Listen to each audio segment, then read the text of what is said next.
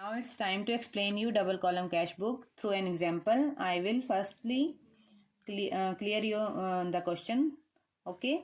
Then I will start its solution. Following are the transactions of XYZ Limited for August 2018. XYZ Limited firm का नाम है और उसके transaction start कहाँ से हो रहे हैं? अगस्त 2018 के हम ट्रांजेक्शन कर रहे हैं कैश बुक में. अगस्त 1 2018 cash in hand 45,000. Cash in hand जो है आपका बैलेंस लेके आना है. ये जुलाई का एंड का बैलेंस है क्योंकि कैश बुक नॉर्मली हम मंथली बनाते हैं. कैश बुक मेंटेन ही तब करते हैं जब हमारे बल्क में ट्रांजेक्शन्स होते हैं कैश के. अगस्त 4 पेड इंटरेस्ट ऑन लोन के ऊपर हमने ब्याज दिया है 6,000. अगस्त 7 पेड टू ए को पेमेंट की है. 7 को ही अगेन नेक्स्ट ट्रांजेक्शन है डिस्काउंट रिसीव्ड फ्रॉम ए से डिस्काउंट मिली है. Paid telephone bill. Bad debts recovered from B के बैड डेट्स जो हैं, बैड डेट्स मान लिए थे हमने, पैसे डूब गए थे बट अब रिकवर हो गए हैं. Purchase goods on credit from C से गुड्स परचेज की हैं बट उधार खरीदी हैं. अब ध्यान रखना है कि which transaction you will enter in the cash book and which are not. I have explained already that some transaction are here which are not related to cash will not be recorded in the cash book. Okay. अगर हम cash book बना रहे हैं double column cash book और cash और bank वाली बना रहे हैं without discount column, then we will not record discount. Okay.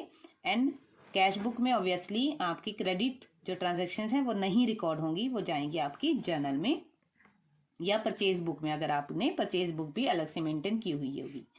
August 18 paid in full settlement to C को फुल सेटलमेंट में पेमेंट किया 9,500. इट मीन्स जो है सी से ट्रांजेक्शन पहले हुए होंगे. ये रहा सी.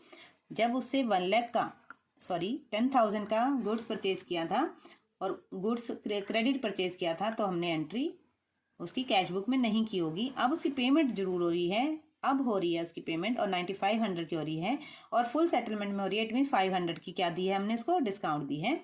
डिस्काउंट मिली है हमें क्योंकि हम उससे परचेज कर रहे हैं तो डिस्काउंट अवेल कर रहे हैं. अगस्त 22 रिसीव्ड फ्रॉम डी से पेमेंट रिसीव हुई है 11,000 की. Discount allowed to D 1,000.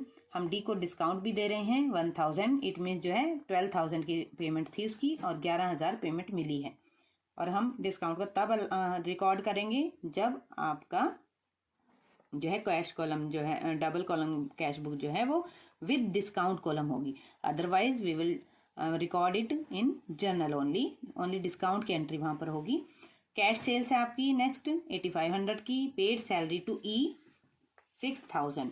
Enter the following transactions in a double column cash book with discount column.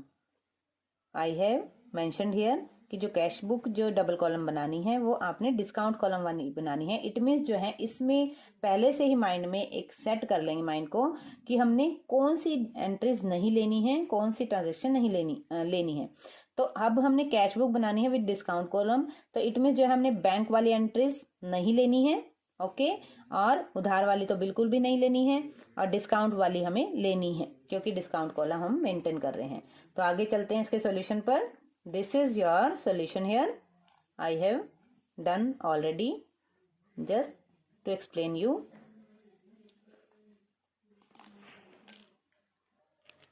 सबसे पहले हम हेडिंग लिखेंगे फर्म के नेम से. In the books of XYZ limited double column cash book. Again I will explain it. Cash book has two sides, debit credit. Debit side is for receipts और credit side is for payments. तो आपको journal entry भी mind में नहीं लानी है इसकी. ये तो बहुत सिंपल है क्योंकि इसकी डेबिट साइड में आपने जहां जहां से पैसा आ रहा है वो आपने रिकॉर्ड करना है और जहां पैसा जा रहा है वो आपने लिखना है. इट मीन्स जहां पैसा नहीं आ रहा है या जा रहा है उस ट्रांजेक्शन को आपने लेनी ही नहीं है. ओके. और बैंक का कॉलम हम नहीं बना रहे हैं यहाँ पर. हम डबल कॉलम कैश बुक हमें बताई गई है डिस्काउंट और कैश वाली. अगर बैंक का कॉलम होता तो हम बैंक वाला भी बनाते हैं बट बैंक का कॉलम हमने नहीं बनाना है तो हमने सिर्फ डिस्काउंट और कैश का कॉलम बनाना है. तो both sides are equal. Headings have equal headings. Date, particulars, ledger folio, discount and cash. Date, particulars, ledger folio, discount, cash. Firstly, August 2018 monthly cash book बनती है. 1 अगस्त को टू बैलेंस BD 45,000 सा आपने balance को आगे लेके आना है जो जुलाई का था. जुलाई में आपके पास कैश इन हैंड जो बचा था वो 45,000 का था. It means to balance BD brought down 45,000 के। उसके बाद 4 अगस्त को, अगर आपको याद है नहीं तो देख लीजिए अपने एग्जाम्पल में, 4 अगस्त को आपने लोन पर इंटरेस्ट दिया था, ब्याज दिया था। तो लोन पर इंटरेस्ट जो होता है एक्सपेंस होता है, तो डेबिट ऑल द एक्सपेंसेस। अब मैं जर्नल बता रही हूँ, बट आपको जर्नल में सोचने की यहाँ जरूरत नहीं है। आप पेमेंट कर रहे हो तो पेमेंट साइड में आपने आ जाना है। पेमेंट साइड में कैश तो अपने यहाँ भी क्रेडिट हो रहा है बुक में ही, ठीक है। तो आपने लिखना है bye interest on loan account 6,000, cash column में वी विल राइट 6,000। इसके बाद 4 अगस्त को, अभी आपकी 7 अगस्त की भी एंट्री रहती है। अब 7 अगस्त पे आ जाइए। ए को पेमेंट कर रहे थे हम 13,500 की, तो पेमेंट साइड है ये आपकी। तो बाय ए अकाउंट आप लिखेंगे नहीं, I have written by mistake here, you will write by A only 13,500। 7 अगस्त को ही एक एंट्री और थी कि हमने पेमेंट जो ए को की थी, उसके बाद ए से हमें डिस्काउंट मिली थी। डिस्काउंट मिली थी तो हमने 1,500 हमने डिस्काउंट में उसी तरफ डाल दिए। तो अब ये डिस्काउंट मिलने या देने वाली बात कैश में नहीं है, आपने उसमें ही डिडक्ट किया है सीधा। और डिस्काउंट हमेशा क्या होती है, क्रेडिट होती है, ठीक है, क्योंकि credit all the income and gains. तो यहाँ पर हमें इनकम हो रही थी और 1,500 हमने यहाँ पर जस्ट लिख लिए। 9 अगस्त को टेलीफोन एक्सपेंसेस पे किए थे, telephone bill bye telephone bill account या टेलीफोन एक्सपेंस भी लिख सकते हो, 3,000। उसके बाद 13 अगस्त को बैड डेट्स रिकवर हुए थे 5,500 के। जिससे भी रिकवर हुए थे उससे हमें कोई मतलब नहीं है, क्योंकि हम उस टाइम उसको पहले ही बैड डेट्स जो है मान लिए गए थे। अब जस्ट हमें बैड डेट्स रिकवर हुए हैं, इट मीन्स ये आपकी इनकम होगी, ये आपकी गेन हो गया।